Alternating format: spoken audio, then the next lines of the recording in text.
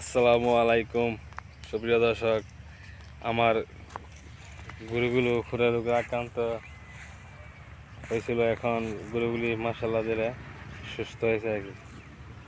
এই যে একটা গাভী এরা আক্রান্ত হয়েছিল, তারপরে এই যে গরুটা ফ্রিজিয়ান গরুটা এটা আক্রান্ত হয়েছিল।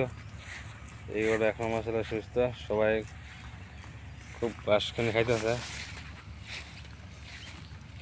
তারপরে এখানে একটা ষাঁড় বাচ্চা ওইটাও আক্রান্ত হয়েছিল খোরা রোগে।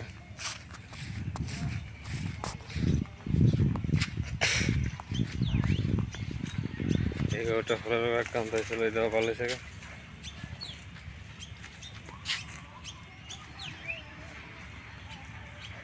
এই পাশে সাইওয়াল বকনা বাছুরটা এটাও আক্রান্ত হয়েছিল, এখন ভালো সুস্থ।